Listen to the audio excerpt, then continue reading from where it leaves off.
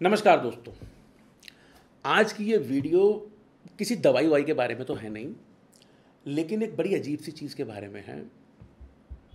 आप क्या उन लोगों में से तो नहीं हो कि ना तो जो किसी तरीके का नशा कर रहा है, टाइम से सोता है, टाइम से उठता है, सारे काम सही करता है, लेकिन फिर भी बीमार है।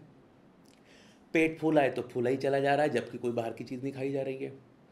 अगर डायबिटीज़ बढ़ रही है तो बढ़ ही रही है। समस्या है जिसका कारण नहीं पता लग पा रहा। अपने तरीके से, अपनी जगह से आप सारी की सारी चीज़ें ठीक कर रहे हो, लेकिन वो कृपा कहाँ अटकी हुई है ये पल्ले नहीं पड़ रहा है।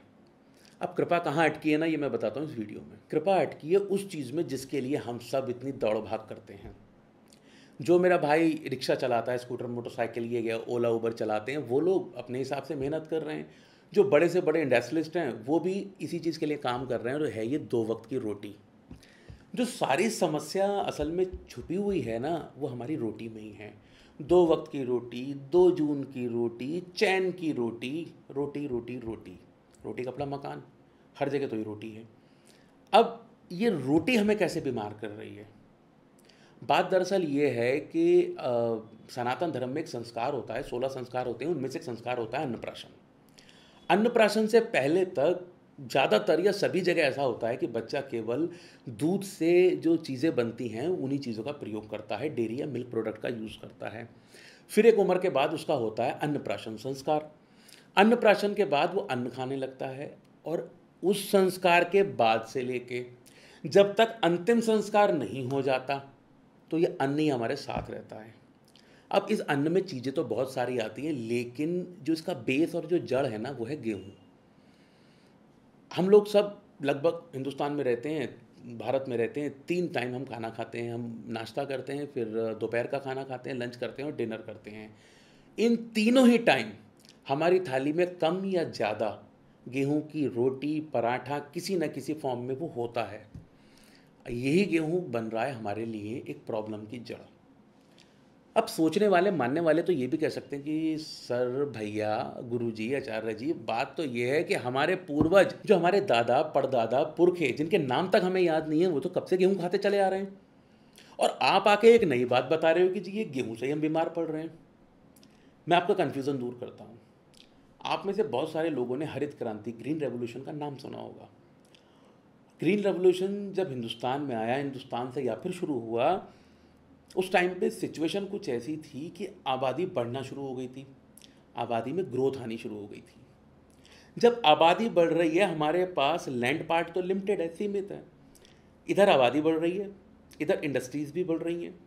जो ये आबादी बढ़ रही है, एक घर में जहाँ 2 बच्चे थे, 10-20 साल के बाद हुआ उन 2 बच्चों के भी और बच्चे हुए, परिवार बढ़ा, उन लोगों ने अपने अपने घर बनाए। तो हुआ क्या?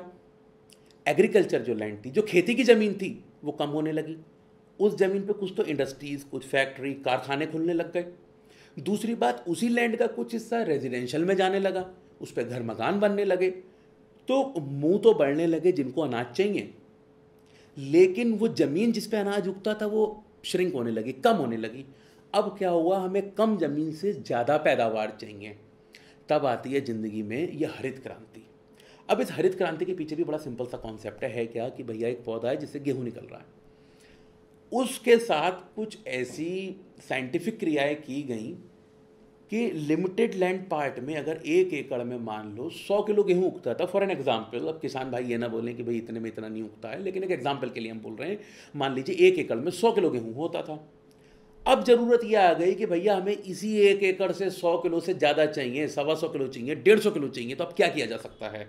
तो गेहूं का क्रॉस किया गया घास के साथ, और फिर एक ऐसी हाइब्रिड बनाई गई जिसमें उस पौधे से, उस गेहूं के उस पौधे से गेहूं की पैदावार ज़्यादा मिले। अब यहाँ पे क्या हुआ? पैदावार तो ज़्यादा मिली, लेकिन गेहूं की न्यूट्रिशन वैल्यू गिर गई। दूसरी बात यह है, ये जो क्रॉस होता था, ये जो क्रॉस होता है, आज भी होता है, ये कई सारी चीज़ों में होता है। जो लोग चिकन खाते हैं, नॉन वेज खाते हैं, तो वो जानते हैं देसी मुर्गा होता है, वो बॉयलर वाला मुर्गा होता है एकदम सफ़ेद, वो तो 1 से 1.5 महीने में एकदम हवाई जहाज बन जाता है। कैसे? और आप देसी चूजा देखो तो वो बहुत आहिस्ता आहिस्ता बढ़ता है। वही हाइब्रिड, उसको हाइब्रिड करके ऐसा कर दिया गया कि जो भी कुछ खाता पीता है वो केवल बॉडी वेट गेन करने के लिए होता है, क्योंकि आप उसे पाल रहे हैं सिर्फ खाने के लिए।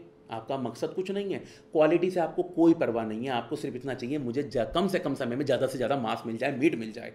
यही बात वहाँ हरित क्रांति में भी थी। कम से कम जगह में हमें ज़्यादा से ज़्यादा अनाज मिले, अनाज की क्वालिटी गिरती है तो गिरे से कोई फ़र्क नहीं पड़ता। अब लंबे टाइम तक हम उसे खाते रहे खाते रहे खाते रहे खाते रहे, उस लंबे टाइम से क्या हुआ, बहुत सारे लोगों को डायबिटीज़ जैसी शिकायत हुई। बहुत सारे लोग, आपने भी सुना होगा, आपके जान पहचान या फिर आप भी ऐसे हो सकते हैं, किसी को लैक्टोज इंटॉलरेंस हो गई, किसी को ग्लूटेन इंटॉलरेंस हो गई। हमारे भी जानकार कई सारे ऐसे हैं, वो 17-18 साल का बच्चा है, वो कभी गेहूँ नहीं खा सकता। तो इस तरीके की समस्याएं तरह तरह की होने लगी। जब हम ये हाइब्रिड वाला गेहूं लगातार लंबे टाइम तक अपने होश संभालने से लेके अपने आखिरी दम तक खाते हैं, तो ये इनडायरेक्टली बिना हमारे नोटिस में आए हमें तरह तरह की परेशानियां देता है। मैं आपको एक ऐसा तरीका बताऊंगा, अपने गेहूं में केवल 4 चीज़ें ऐड कर लेना, और वो 4 चीज़ें कोई दवाई नहीं है, कोई औषधि नहीं है, कोई जड़ी बूटी नहीं है, वो सिर्फ अलग अलग किस्म के तिलहन दलहन इस तरीके का अनाज हैं। आपको अपने उसको मिक्स करना है, लेकिन उसका कंपोजिशन एक स्पेशल होना चाहिए, तो उसमें ज़्यादा कन्फ्यूज़न में मत पड़ना। स्क्रीन पे भी लिखा हुआ आ जाएगा, डिस्क्रिप्शन में भी नीचे होगा कि कितना क्या लेना है, कैसे मिलाना है, कैसे बनाना है, लेकिन कॉन्सेप्ट समझने की ज़रूरत है। अगर कॉन्सेप्ट समझ में आ गया, बात समझ आ गई, बाकी चीज़ें अपने आप क्लियर हो जाएंगी। गेहूं का आटा तो आप इस्तेमाल ही कर रहे हो, करना आपको सिर्फ इतना है, उसमें 4 चीज़ें जोड़ लेनी है। इधर गेहूं का आटा, इधर ये 4 चीज़, एक स्पेसिफिक कॉम्बिनेशन में आपको इनको आपस में मिला देना है। उस आटे का इस्तेमाल करना शुरू कर दो, केवल और केवल 30 दिन 1 महीना करो। 1 महीने के बाद अगर टाइम मिले तो कमेंट कर देना आके, नहीं मिले एक लाइक कर जाना। पर ये ज़रूर बताना कि इस 1 महीने में सारी चीज़ें वैसी चलने तो सिर्फ और सिर्फ ये आटा बदल देना। फिर मुझे बताना बीमार कितने कम पड़े। अपनी बॉडी की जो परफॉर्मेंस है वो देखने का सबसे आसान तरीका है, सबसे आसान तरीका, भूख कितनी लग रही है और मल कैसा हो रहा है। ये 2 चीज़ें, अपना इनटेक और आउटपुट, दोनों पे निगाह रखोगे, पता लग जाएगा बीमार हूँ या नहीं हूँ। सिंपल ये चीज़ फॉलो कर लीजिए। ऐसा भी लगता होगा कि पुराने ज़माने वाली बात जो मैंने भी बोली थी, आप ध्यान देना, आयुर्वेद तो ऋतुचर्या की बात करता है, इस महीने में ये खाओ, इस महीने में ये खाओ, बरसात में ये खाओ, सर्दियों में ये खाओ। अपने पुराने लोग याद करके देखना, कभी वो क्या करते थे, चावल को पीस के उसका आटा बना लिया, कभी मक्का को पीस के उसका आटा बना लिया, कभी बाजरे की रोटी खा ली। वो तो इनटेक शफल करते थे, बदल बदल के कुछ खाते थे। यहाँ पे तो लगातार चल रहा है, एक बार गेहूं का आटा, इसको बदलना है। अब मैं जो आपको कंपोजिशन बताऊंगा उसमें हम बेस जो बनाएंगे, जो मूल बनाएंगे, वो बनाएंगे गेहूं के आटे को। और इसमें गेहूं का आटा हम ले रहे हैं 10 किलो। आप इसमें इसी रेशियो में इसे कम ज़्यादा करके अपने हिसाब से बना सकते हैं। 10 किलो आपने ले लेना है गेहूं का आटा। गेहूं का आटा भी अब ये नहीं करना है जो पिसे पिसाए वो मैदा जैसे आटा आते हैं, कोशिश करो वो ना लो। गेहूं कहीं से मिलता हो तो वो गेहूं पिसवा के रखो, तो वो अच्छी प्रैक्टिस है। चना लेना है, अगर आपने 10 किलो गेहूं का आटा लिया है, चना लेना है 2.5 किलो। चने का फ़ायदा ये है कि सबसे पहली बात, इसका जो ग्लाइसेमिक इंडेक्स है वो शुगर पेशेंट के लिए बहुत अच्छा है। उससे क्या होगा, गेहूं अगर आप खाओगे तो वो आपके शरीर में ब्लड शुगर लेवल एकदम हाई कर देता है। इसका ग्लाइसेमिक इंडेक्स कम होता है तो आपके शरीर में एकदम से ग्लूकोज बूस्ट पे नहीं जाएगा, आपकी ब्लड शुगर एकदम से नहीं बढ़ेगी। दूसरी बात, इसमें फाइबर अच्छी मात्रा में है, तो आपका वेट जो मैनेज करना है, जो ओबेसिटी आपको हो रही है, आपके ऊपर मोटापा आ रहा है, कि उसको कवर कर देता है। आयरन इसमें भरपूर मात्रा में है, तो खून की भी कमी है, ये उसको ठीक कर देगा। और साथ ही साथ कोलेस्ट्रॉल, जिसने तो लगभग सबकी बैंड बजा रखी है, HDL LDL में तमाम चीज़ें बातें करता रहता हूँ। ये जो चना है, इसका प्रयोग करने से आपके कोलेस्ट्रॉल बैलेंस होता है। कोलेस्ट्रॉल भी 2 हैं, LDL HDL। जो LDL उसे खराब मानते हैं, HDL ऐसे याद रख लेना, HDL happy cholesterol, H for happy याद रख लेना। आपको दूसरा याद नहीं रखना, वो तो खराब वाला ही है।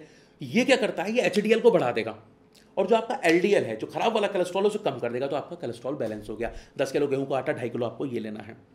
उसके बाद बात कर लेते हैं जौ की, बार्ले जिसको बोलते हैं, ये लेना है 2 किलो। इसकी एक खास बात है, ये आपकी किडनी में अगर कोई प्रॉब्लम है, किडनी में स्टोन है या किडनी में इन्फ्लामेशन है, कोई प्रॉब्लम है, उसे रेक्टिफाई करने में बहुत मददगार है। दूसरी चीज़ इसमें यह है कि किडनी में अगर कोई स्टोन जैसे हुआ था वो तो वो कर ही देगा। साथ ही साथ बहुत सारे लोगों को UTI की प्रॉब्लम होती है, मतलब यूरिनरी ट्रैक्ट इन्फेक्शन, बार बार पेशाब आ रहा है, पेशाब के साथ खून आ रहा है, या फिर पेशाब के साथ आपको जलन हो रही है, उस दशा में ये जौ काम कर सकता है। तीसरी चीज़ ले लेनी है बाजरा। बाजरे के साथ क्या है, जो सबसे अच्छी चीज़ होती है, बाजरा आपके बॉडी में जो टॉक्सिन्स होते हैं, जो विषैले तत्व होते हैं, उनको बाहर कर देता है।